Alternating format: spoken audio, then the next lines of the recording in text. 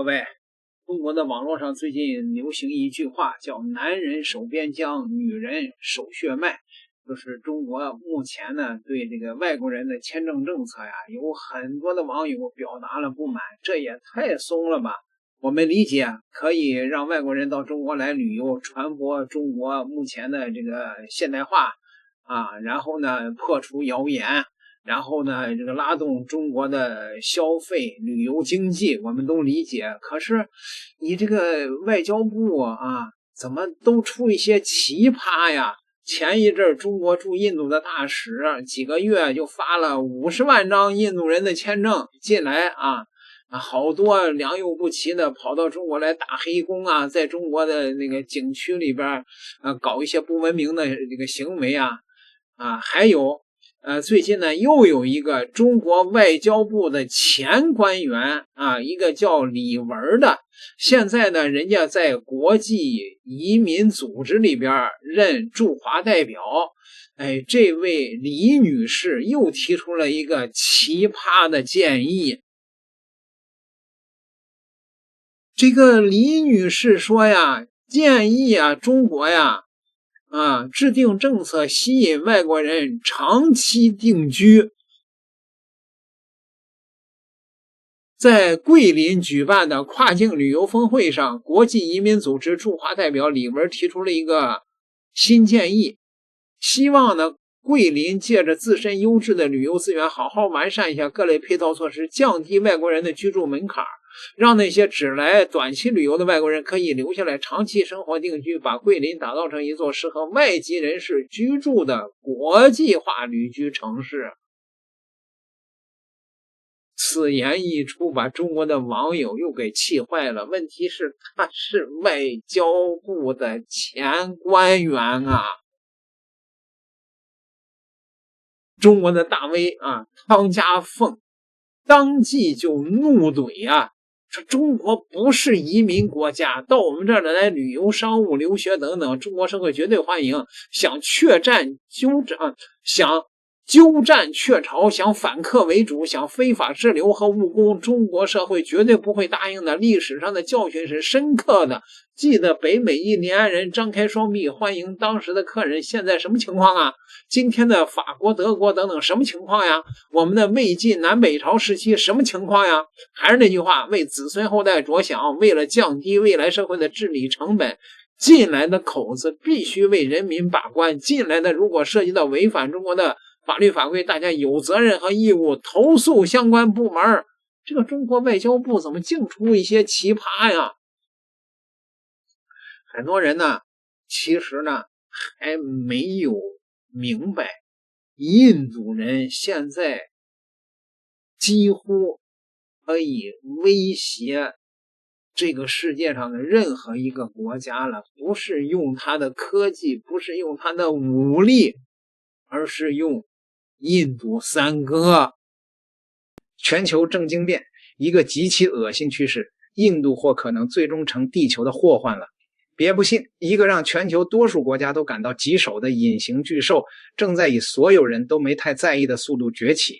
它不是靠航母，不是靠导弹，而是靠一种更隐蔽、更难对付的方式。人，我说的就是印度。站在2026年的时间节点回望，你会发现一个惊人的事实，印度人口已经突破 14.76 亿，稳坐世界第一的宝座，占到了全球总人口的 17.79%。这意味着地球上每6个人里就有1个是印度人。联合国的预测模型显示，这个数字还没到头，它会一路狂奔到2060年前后，达到17亿的峰值。在本世纪剩下的时间里，印度将长期保持全球人口第一大国的地位。很多人习惯性的把人口看作红利，觉得人多就是市场，就是劳动力。但如果把这个逻辑放在印度身上，你会发现它更像是一个被过度充气的气球，内部压力已经临近物理极限。印度国土面积不到300万平方公里，仅占全球陆地面积的 2.4%， 却要承载全球近1/5的人口。资源分配的极度失衡是悬在印度头顶的达摩克利斯之剑，它拥有全球 18% 的人口，却只占有全球 4% 的淡水资源， 6% 的森林资源，化石能源储备更是不到 3%。当生存空间被压缩到极致，内部的压力必然会寻找出口，而这个出口就是大规模的人口外溢。现在全球海外印度裔总数已经达到3540万人，这个数字比整个加拿大的全国人口还要多。每年有250万印度人离开家乡，相当于每年凭空消失一座中等城市。这股庞大的人口洪流正精准地涌向那些社会福利好、就业机会多的发达国家。为了走出去，印度国内已经形成了一套令人啧舌的灰色产业链，从虚假学历、篡改雅思成绩到伪造婚姻证明，甚至洗白案底的假死亡证明，只要肯花钱就能买到一套天衣无缝的身份材料。更极端的是所谓的驴子路线，偷渡者通过拉丁美洲和中美洲多个国家中转，冒着生命危险强闯美国边境。2025年，印度国家调查局查获了一个庞大的偷渡网络，仅被美国集体遣返的人数就高达几千人。这种人口流动带来的社会冲击在加拿大表现得尤为剧烈。过去10年，印度一直是加拿大第一大移民来源国，印度裔永久居民从 3.28 万暴增至 12.5 万，涨幅超过 300%。 在一些城市，社区生态发生了根本性改变，超市里摆满了印度食品，街头巷尾充斥着印度餐馆，公共图书馆里印度语书籍的借阅量飙升了 500%， 以至于本地居民想借本英文书都成了难事。生活习惯的碰撞也让当地人头疼不已。在加拿大的一些海滩，随地大小便的现象屡禁不止，当地人立牌提醒，却往往遭到印度裔群体的围攻，对方声称这是在压制他们的生活方式。一套两居室挤进10几个人带来的噪音和卫生问题，让邻里关系降至冰点。这种扩张不仅停留在生活层面，更深入到了政治和经济的核心。在英国，印度裔已成为第一大少数族裔，总人口超过180万。2022年，苏纳克出任英国首相，标志着印度裔的政治影响力达到了顶峰。现在英国议会里有29名印度裔议员，形成了稳定的票仓，足以左右国会的决策。尴尬的是，英国内政部数据显示，印度裔非法滞留人数在所有族裔中高居榜首，很多人签证到期后直接销毁护照，而印度政府在遣返问题上消极配合，让英国政府陷入了行政瘫痪。硅谷的科技巨头们同样感受到了这种变化，谷歌、微软、IM、百世等公司的 CEO 都是印度人。这种高管层面的更迭往往伴随着团队的换血，印度裔高管倾向于提拔同胞，这种拉帮结派的风气被认为严重削弱了硅谷的创新活力。2025年的数据显示，硅谷初创企业的成功率比10年前下降了 40%， 核心技术突破也越来越少。波音737 MAX 事件更是给全球敲响了警钟。为了压缩成本，波音将关键软件开发外包给了印度团队，雇用的都是时薪近$9的应届毕业生，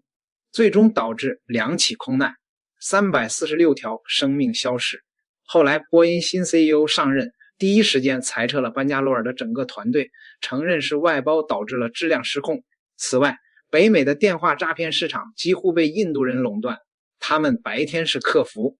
晚上就变身诈骗犯，冒充国税局或 FBI， 每年从北美骗走几十亿美元，澳大利亚也没能幸免。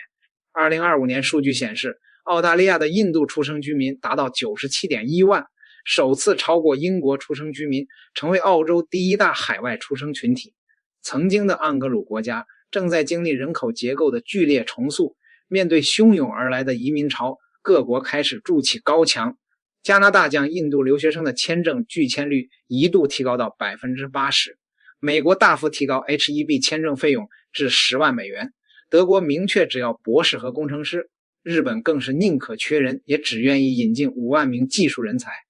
然而，这些政策很难从根本上阻挡外溢的势头。印度国内每年有上千万年轻人涌入就业市场，但正规岗位严重不足，再加上环境恶化，空气污染每年导致约100万人过早死亡，水污染每年夺走20多万人的生命。恒河作为母亲河，粪大肠菌超标2500倍，却依然承载着数亿人的生活需求。联合国的报告预警，如果就业和环境问题无法改善，到2050年可能会产生3000万气候移民，这个规模是2015年叙利亚难民潮的10倍。这不再仅仅是印度一个国家的问题，而是全球必须共同面对的挑战这种人口外溢不是靠武力征服，却比战争更难对付。它不是殖民统治，却在潜移默化中改变着一个国家的人口结构和文化传统。未来几十年，我们将目睹更多国家被这种力量重塑。对于世界而言，这究竟意味着什么？答案或许并不乐观。看完了这个小片儿，朋友们，你们不觉得细思极恐、脊背发凉吗？这个中国对印度的这个签证政策，他不知道他咋想的呀，朋友们。点个订阅吧，下期再聊。